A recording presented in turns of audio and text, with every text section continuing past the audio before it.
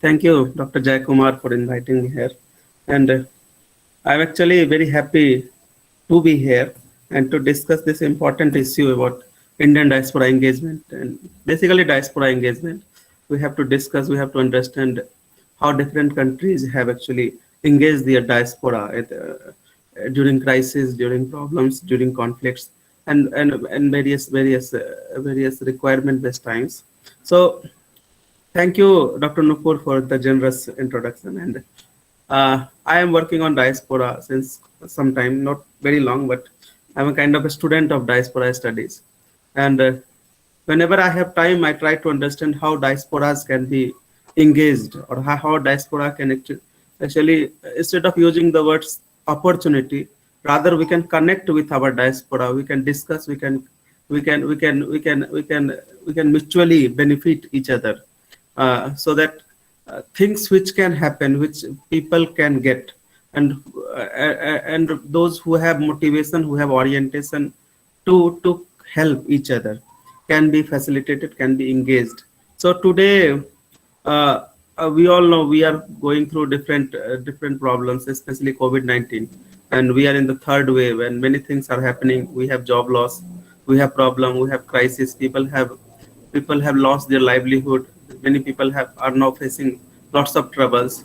So do we see, or is it possible to identify or locate how diasporas can be invited, or rather how diaspora's contribution can also be seen during the time of crisis, during a time of these kind of problems, when lots of troubles are happening. We have inflation, we have economic problems, the price rise is increasing, people have lost their jobs, and they are in desperate need of support from all kind of, even government, non-government, and also from outsiders like Indian diaspora. So I have a slide. So this lecture is more like we'll try to discuss and we'll try to engage. Initially, I will inform all the participants about how things are shaping other outside India also, and how Indian government has actually shaped their policies. Do we have some changes recently? Do we have facilitative approach, or rather we have created a restrictive approach for the diaspora? So some sort of discussion we'll do, and then we can have question answer where we can also try to include other issues. So one second, give me a second.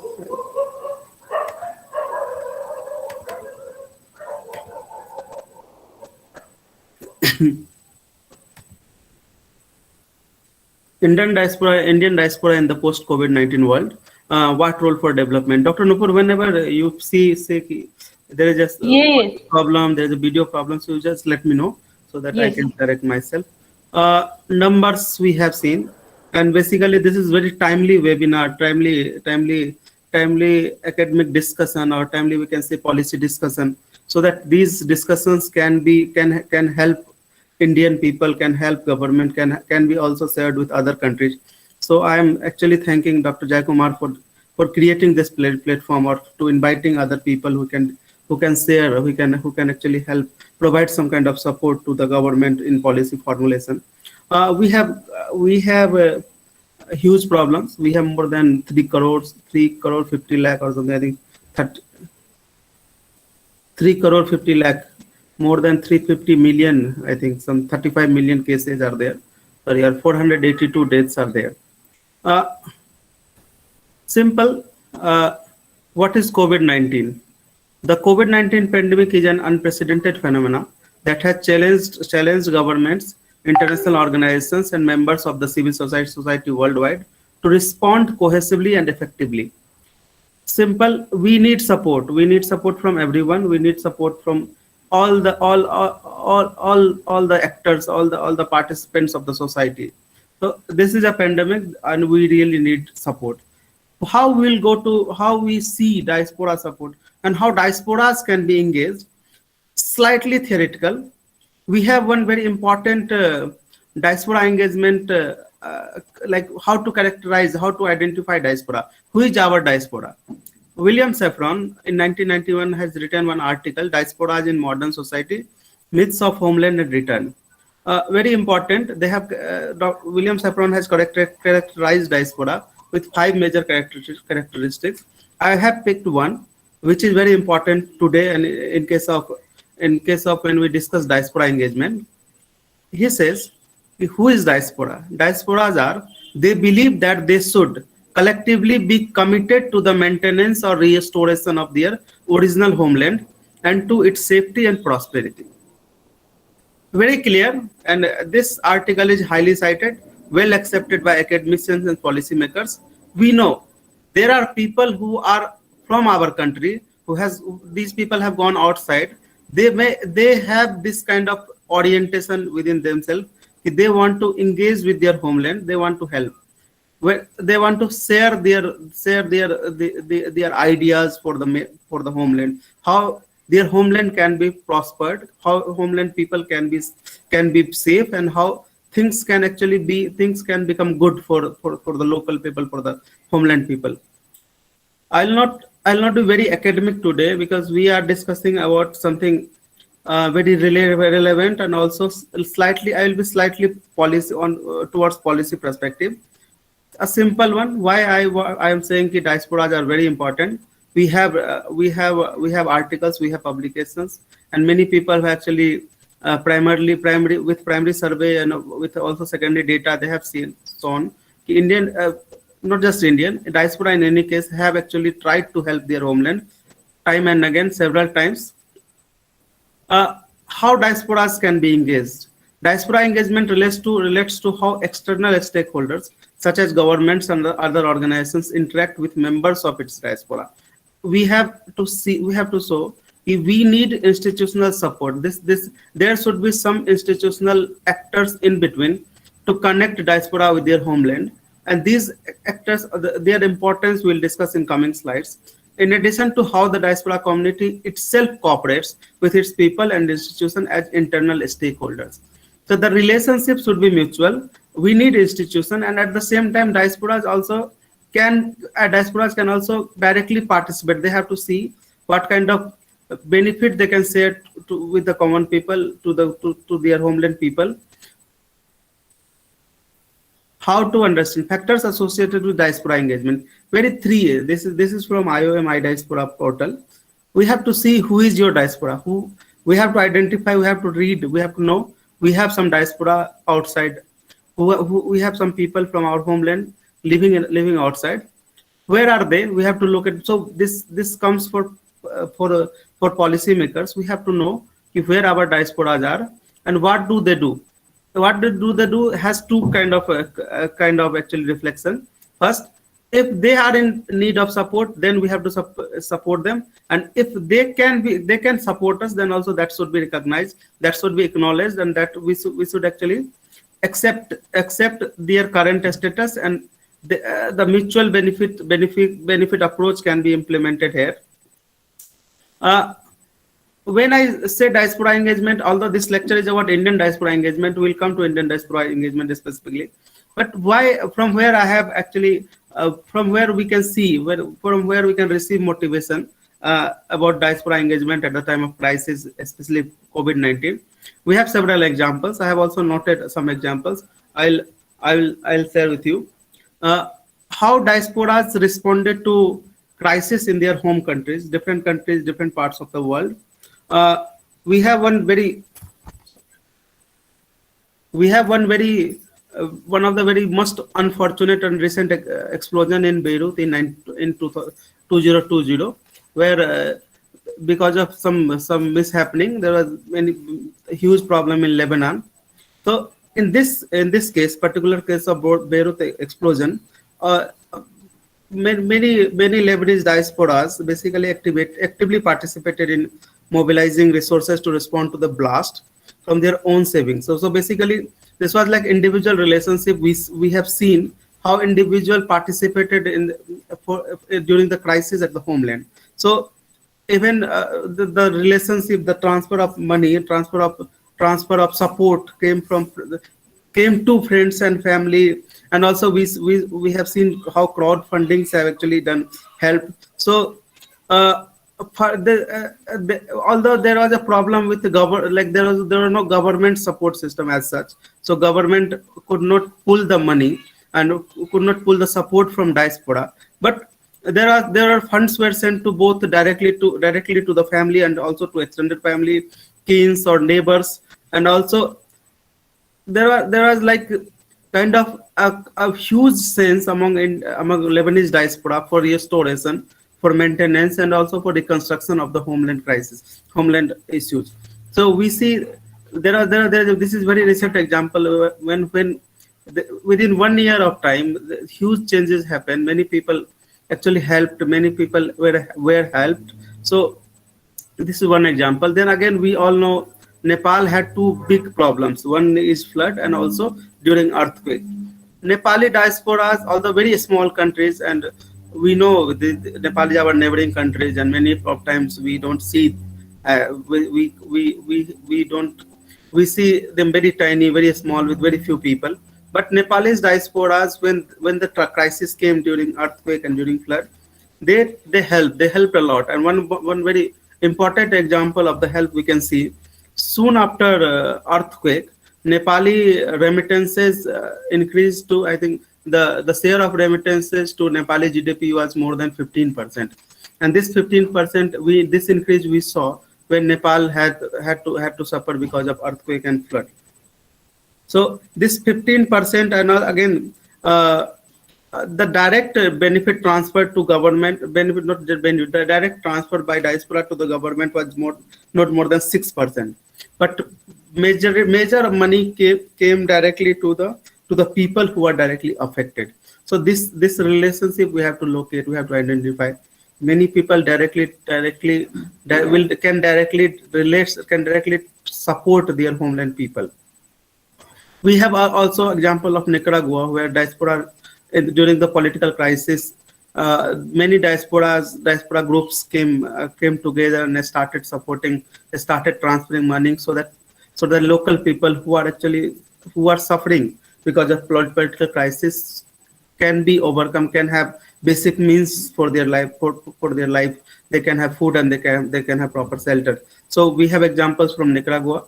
We also have example from Ukraine diaspora humanitarian. Ukraine, we know during 2013 when this problem with Russia happened, we all know, we have seen this thrilling news from different news channels, different news websites. But where were diasporas of Ukraine? Ukraine has very important diaspora group in Europe. So these diaspora groups have started helping their people, and this help is still continuing till now. That's why I have written present. So Ukrainian diaspora humanitarian response also we have seen. So people have actually connected with their homeland in different countries. Then again, Zambia has also several times in cyclone, and they have also tried to, their diaspora have also come together to support their homeland, to help their homeland. These are some of the country-based examples. There are a number of examples. We have examples from Pakistan. We have examples from also Sri Lanka. We have examples from all our neighboring countries. We also have examples from India. That one or two examples I'll share. But this tapping the potential of Indian diaspora. This is one of the very good article of Reena Agrawala, tapping the potential of Indian diaspora. And also, I think Migration Policy Institute has published one document on how can connect with our diaspora, how we can take support from our diaspora. So different countries have actually shown, different countries have received the support, these supports were very crucial. We know especially in case of Nepal support received from migrants for Nepali diaspora was very helpful for especially household level economic support. Because many of times the routes from government cannot reach directly to the homeland, to the household. So diaspora's contribution in terms of remittances can directly reach to the homeland, to the household, and then they can be supported. We have during COVID-19 also, we have number of organizations coming together and helping their people, their homeland people. The African European Medical and Research Network, AMRAN, is a group of professionals from health and allied workers with a strong vision to improve the quality of life. So this was their basic motto. During the COVID-19 crisis, the group has been able to support their communities by developing synergies with the local partners. So here, in case of MRN, EMRN, basically there is a kind of facilitative argument. So the basic idea of the advocacy also we have seen in case of African European Medical. Then other organizations like Associated Ratio, sorry, I'm English speaker, so it's difficult for me. Then other organizations also we have seen the National Federation of Chinese Immigrants in Spain, Germany, the Rwandan Diaspora Association, National Federation of Chinese Migrants in Spain. I'm not speaking about Indian diaspora organizations, because that part we'll discuss later on in coming slide. But my idea about this thing, when we say how diasporas can be engaged for the during after COVID-19 crisis, and after COVID-19 crisis, basically I'm talking about COVID-19 crisis. We can have COVID-19 after 10 years, 12, 20 years also, but the impact COVID-19 had in 2020 and partly in 2021 also was devastating, and we need support for this kind of problems. We may able to cope up with the COVID-19, we can live with COVID-19, but the crisis we cannot ignore how difficult people had, how difficult time people had during COVID-19 2020-21. So in this case, we have seen how organizations internationally, the diaspora organizations internationally have come together to help and support their homeland people to their local people. A simple system of diaspora intervention, how diaspora intervention can be seen during time of crisis. We can see diaspora intervention starts from humanitarian intervention. Basically, it is about, look, my country is in problem. I need to help my country. I need to support my country. So we see this problem. The support start from humanitarian intervention, and it goes up to development intervention. So there can be pre-crisis resilience building, then crisis emergency response. This is exactly about COVID-19. How during COVID-19 we can see how diaspora organizations have actually come together and supported. Then also, again, I'm going to William Safran, maintenance and restoration. Soon after crisis, we can see the need for reconstruction, post-crisis reconstruction. So this also we need to have. And then again, diasporas cannot be disconnected after some event. So this relationship is not about event-based relationship, when some people can just come and can go. The relationship is long-term. So their engagement, their contribution is also for long-term. So we have long-term development from diaspora. People can continuously engage with the issues, with the problems. This is one COVID-19 problem. There will be many other problems also in future. So the relationship cannot be seen with temporariness. This is long-term relationship. Now let's discuss about Indian diaspora, because we have to see how during COVID-19 and after COVID-19 crisis, Indian diasporas can be engaged. Very proudly, Indian diaspora community is one of the most significant migrant group in the world today, comparable in scale only to the Chinese diaspora. Sometimes we also say we are more than Chinese diaspora. We are almost 35 to 40 million in numbers. And again, many people have actually written about this thing. The numbers cannot be said, okay, look, we have this many people. Because we have long history of migration, starting from pre-colonial time, then colonial, then post-colonial, and even today people are moving from India to different parts of the world. So the numbers can be assumed. So this is assumed number. One example I'll give you. There is a country called Cape Verde. I don't know if I'm pronouncing correctly or not. They have less than, I think, maybe 1,000 or 2,000 people. I think 4,000 some. I met one person from Cape Verde in a conference, and I just asked during informal discussion, how many Indians are there in that island. He said 7. So 7 in an island which cannot be located in open map. You have to zoom, and you have to zoom quite a lot. So this is a kind of village, a small village in near Portugal, and in that small village, a small island village, we also see 7 Indian diaspora living in that island. So Indian diasporas are everywhere. We don't know exact number, but we have assumed, because of high-level committee of Indian diaspora under LM Singhvi committee. LM Singhvi committee has said, okay, this many people are there. So we see, okay, and this number also comes with a number reported by Indian embassies and missions from different parts of the world. And these missions and embassies may not have exactly idea how many people are there. We know this is all official. We should not question the official data, but but many of times we have let's say, for example, in Middle East, in Gulf countries, GCC countries, Nasra Imsa has quoted that we may have up to 25% irregular migrants, and these irregular migrants will not go to the embassy and report themselves. So numbers can be misleading, but still we are country with one of the highest number of diaspora from living in different parts of the world. What happens? Do we have example of Indian diaspora engagement during crisis?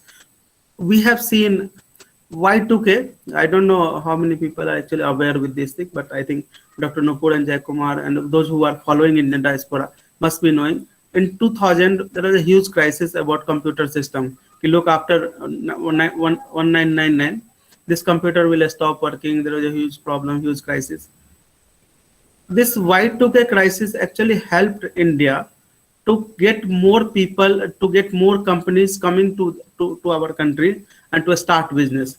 And this Y2K advocacy was done with Indian diaspora. So we had diaspora in Silicon Valley, in the US, and all the big economy countries.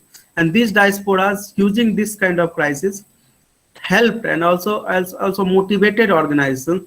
Look, we have the Indian people can also be benefited with your business, so you can go to India. And again, government supported with different kind of tax holidays and other things. So during Y2K kind of not crisis but issue, we have seen how Indian diasporas have actually helped, and to tap the potential of Indian diaspora, government of India several times tried to get. And again, I'm not very happy with the way they have used diaspora bonds, but we have seen how government tried to receive support from Indian diaspora with diaspora bonds. So we have 3 diaspora bonds. One diaspora bond came in 1991. We know we should know 1991 we were suffering with like one of the most problematic, most difficult time in economy. In 1991, we see structural adjustment programs coming from accepted by India. IMF has actually suggested a structural adjustment program, and then India accepted that. So 1991, we had economic crisis, and in that time of crisis, we started diaspora bonds. And diaspora bonds, what is diaspora bond? Diaspora bond is a kind of request from government request Indian diaspora, not just India. In general sense, we say ki homeland government request diaspora to look. You can give us some money because we are in a crisis. We need some money from others, and this money, when you will support, when you contribute, this money will not be kind of like philanthropy. Rather, we'll give you some kind of interest rate, and that your money will be saved with us. And when you need, after some time, after some lock-in time, you will receive more than that. You will receive some interest rate also. So government received almost $1.6 billion in 1991, and this money actually helped a lot. And we know how things changed after 1991. 1998, we also had problems because of this nuclear thing, and America and all the countries already with nuclear weapon actually tried to suppress, try to create problem, try to restrict the development of India. So they had different kind of sanctions.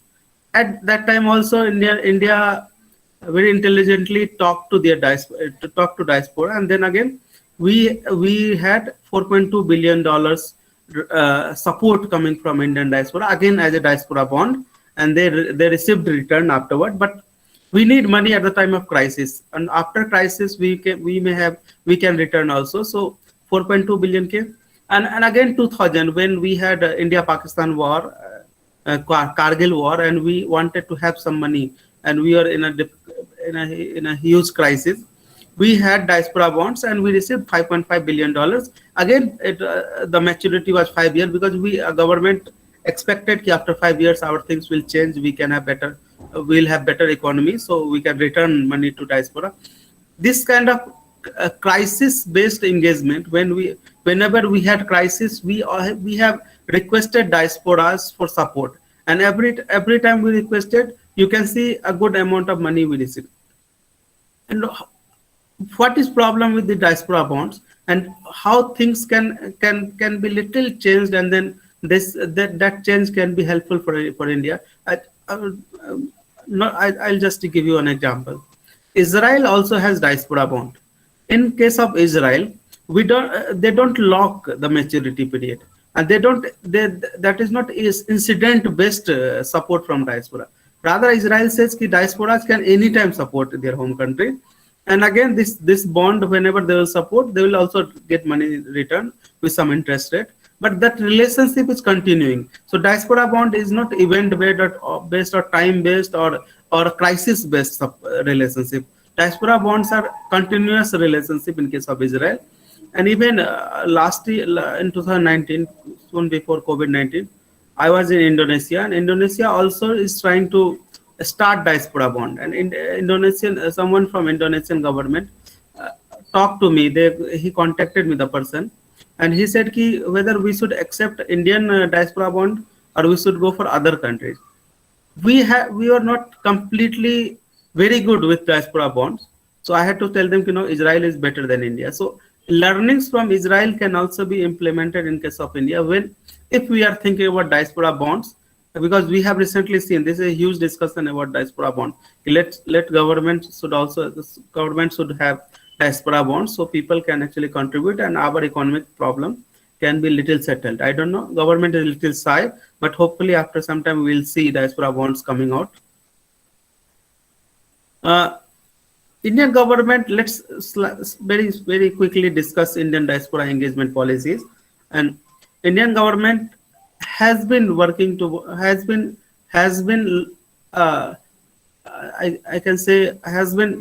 thinking about Indians living outside. We see report of this high-level committee of Indian diaspora under L.M. Singhvi. Secretary was J.C. Sharma, Ambassador J.C. Sharma. He died some time ago, but that committee has very big influence on Indian diaspora policies. The report is available in different libraries also. We can read, we can download also on it over internet. So report of the Indian high-level committee on Indian diaspora said okay, we have to relate ourselves, we have to connect ourselves. So this overseas citizenship of India schemes comes after the recommendation of high-level committee on Indian diaspora. Then again, we have been thinking about this thing. Then I talked about a Y2K crisis. After Y2K, we started giving tax incentives also, so that people can actually invest, people can come to their country, come to their home country. And again, we have a number of institutional approaches. Very, very top 5 engagement approaches which we had. Overseas Citizenship of India card, OCI card, was basically kind of long-term visa. So this sometimes we say also lifetime visa, but this is long-term visa, so we don't know what will happen after some time. This long-term visa actually allows Indian diaspora to come to their homeland. They can stay as long as possible, and they can also purchase some land. So this is the investment is also attached with the OCI card. After recommendation of high-level committee of Indian diaspora, we had Pravasi Bharatiya Divas. Pravasi Bharatiya Divas is, I think, tomorrow or sometime. So Pravasi Bharatiya Divas is a very big event in case of Indian diaspora. We invite people from different countries and we also talk to them. So this was a kind of system until 5 years ago, when during these events we actually try to attract and we try to inform diasporas about what kind of problems we have, what kind of support they can give. So Pravasi Bharatiya Divas has been an important event in case of India. We have Overseas Indian Facilitation Center, OIFC. OIFC is a kind of a single window investment opportunity. OIFC was actually done So there was a ready reckoner kind of approach. So top five sectors where diasporas can be engaged: healthcare, education, construction, road, transport. I think these five. So these five sectors were actually created, and there are the windows created for these five sectors. So any diaspora wanted to help Indian government and wanted to support in these kind of these sectors, five sectors, can actually directly go talk to these people, and that the further investment can be done. Global Inc. was also an important event, and again, I'll talk about I'll quickly talk about Indian Development Foundation for Overseas Indians. IDFOI. IDFOI is an institution established by Ministry of External Affairs.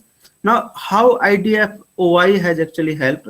This was a kind of payment gateway for Indian diaspora. So with this gateway, Indian diasporas can actually directly look, like for example, I am from Bihar. So I'll say ki I have $55 million. I want to help and I want to build healthcare sector of Bihar. So this IDFOI was kind of gateway or kind of via. So I'll just talk to IDFOI. Ki, look, Bihar, I want to help healthcare sector in Bihar, and these organizations actually help.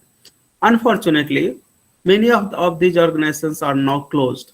So this is also an important issue. When we are talking about what role for development, we have to see how institutional measures, institutional supports can be done, which can help diasporas for engagement.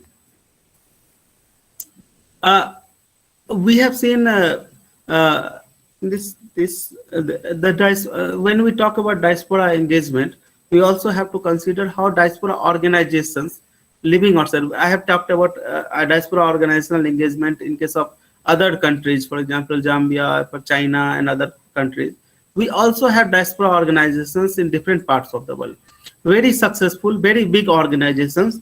For example, Global Organization for People of Indian Origin, GOPIO, the Indus Entrepreneurs, TIE, the American Indian Foundation, American India Foundation, we must have heard, and other.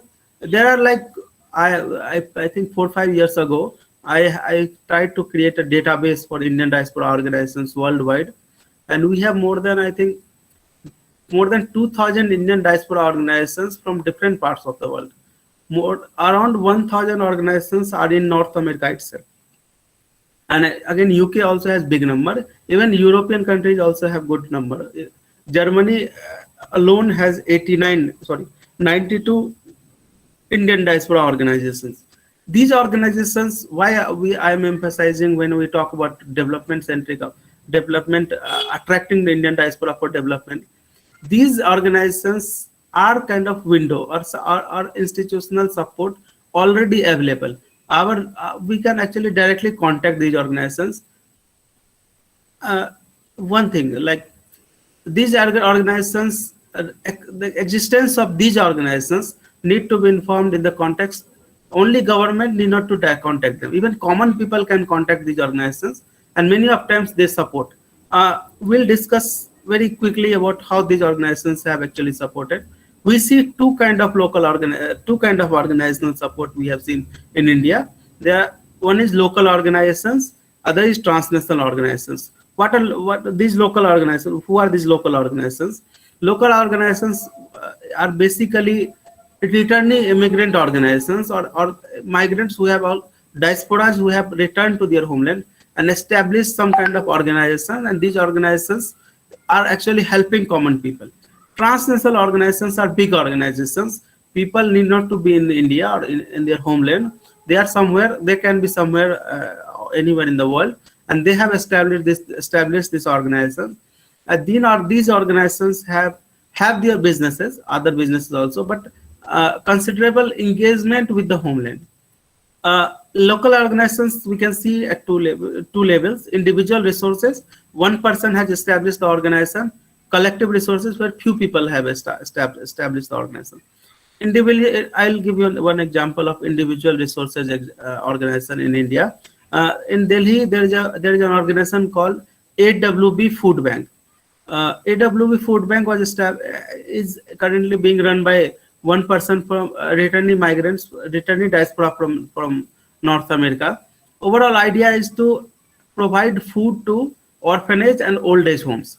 So this person, what he is doing, he is contacting airports. So whenever we go to aeroplane, usually when not all food we eat, so many food are left behind, and these are not these are fresh food, but because airlines have some policy, so they do not give this food to other people. So all this food this person collect in their in his van, and then again this all this food he actually distribute to people of old age home or orphanage. So this kind of support we see at the grassroots level, and again collective resources also see at number of times.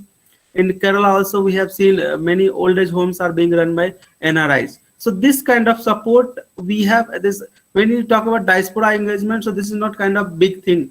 There's something people cannot be related.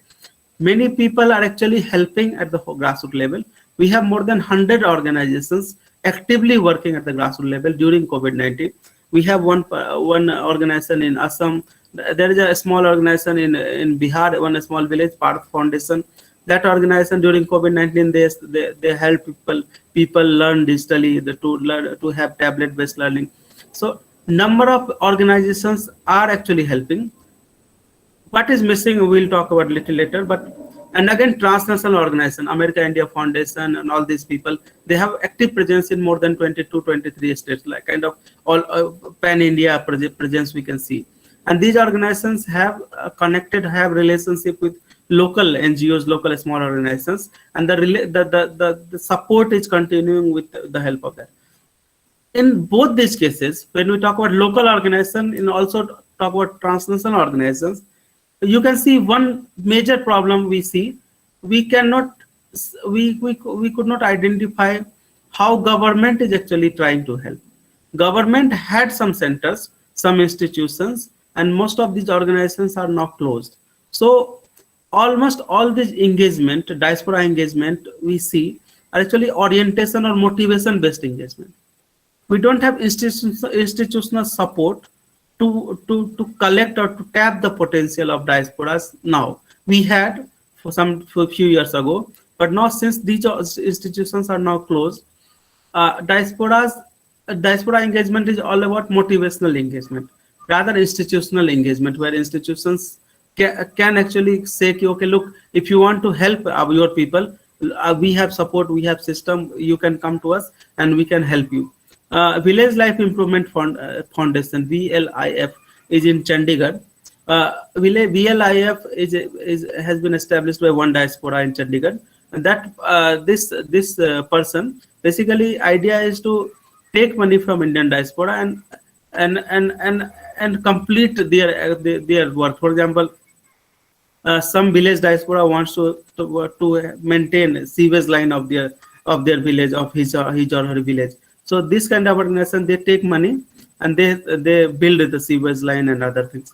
Problem with this kind of transfer is we need to have some kind of revenue or income tax based support, so that this taxation, this crisis, the red tapping system should not come in between. This kind of crisis is there because we do not try to engage with our diaspora. We say many things. We have big events, big discussion, but we don't have. We either we have closed institution, or we don't open in institutions, or we don't create support system for these kind of people, these kind of support, these kind of engagements. Three major ways we have seen in the diaspora engagement: remittances, investment, and philanthropy. Remittances, we are big remittance receiver. World, one of the $89 billion we have received in 2020, I think 21. This is expected, like assumed or estimated actually. We have investment. We had investment. I don't know what happened in investment recently, but we had investment for diaspora, and we also have philanthropy. Philanthropy we have more. Because I have worked on diaspora philanthropy, and I have seen how people are not directly going to the cause. For example, someone from in Odisha, these are three people who wanted to help their village. So they themselves had to return. They returned to their village, and they individually started helping, because there was no way to help and support their homeland, their people. One doctor, two doctor brothers in Bihar, they had also this problem, so they returned to their homeland and started hospital, and they are themselves they are helping. So almost 100 patients they are taking every day, and they are helping. So one thing, when we see the diaspora engagement during crisis, after crisis, or before crisis, whatever crisis we see that there is no there is no there is no support, there is no pillar in between diaspora and common people. There's no one is there in between to help them and to support them. And also sometimes, if like diasporas cannot are not banks, or banks are also, diasporas cannot have unlimited resources. So sometimes if government see if these 2-3 people are helping, so government should also come in between and also support these diasporas. So that kind of pillar is missing. And why it is missing? Because we have seen many of these institutions, centers we had. OIFC, Overseas Indian Facilitation Center, that institution was very important for diaspora investment. We closed that institution. Two measures we thought. We had Namami Gange mission. We thought, look, Namami Gange mission can be helped by the Indian diaspora. And Namami Gange mission was actually connected with Indian diaspora IDFOI. Then we closed IDFOI. So there is no Namami Gange mission. So the people, even religious contributions cannot be done. Excuse me.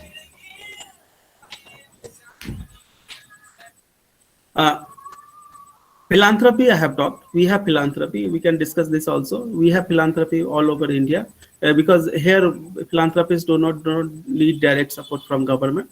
People are directly helping. How to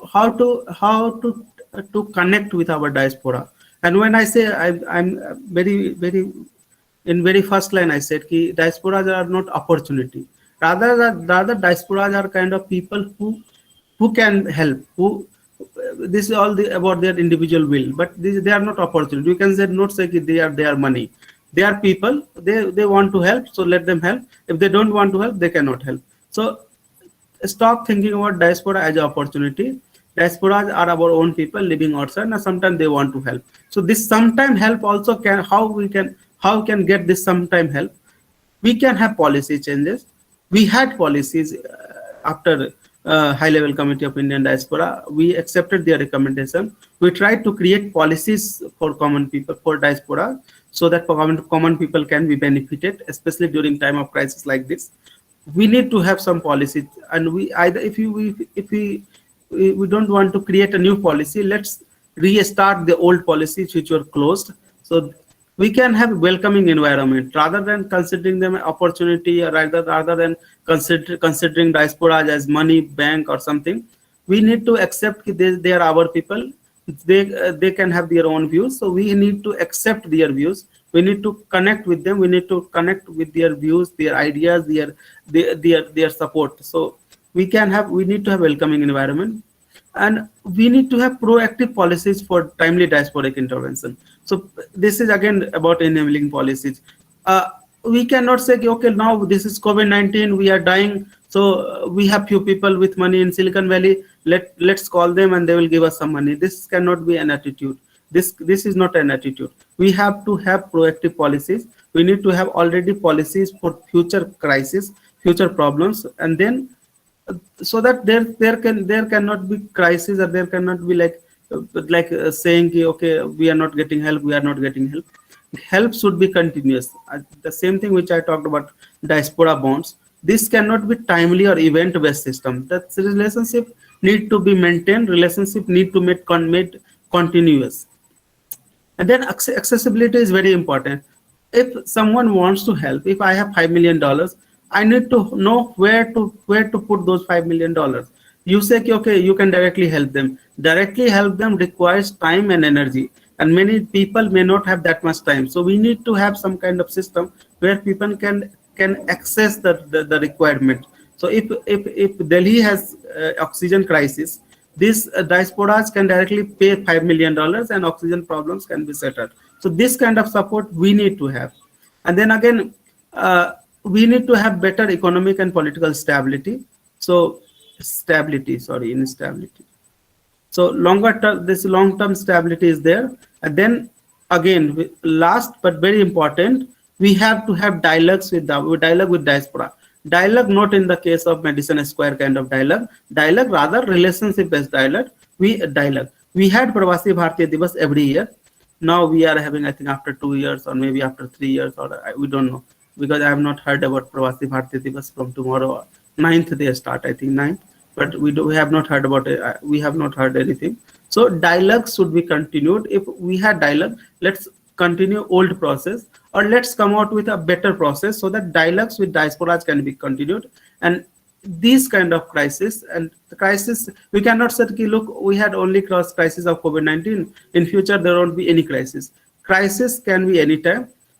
COVID-19, after COVID-19, there can be COVID-12, COVID-100 or something. So dialogues can only ensure continuous relationship and sustained relationship with diaspora, sustained engagement with diaspora. So these dialogues should be continued.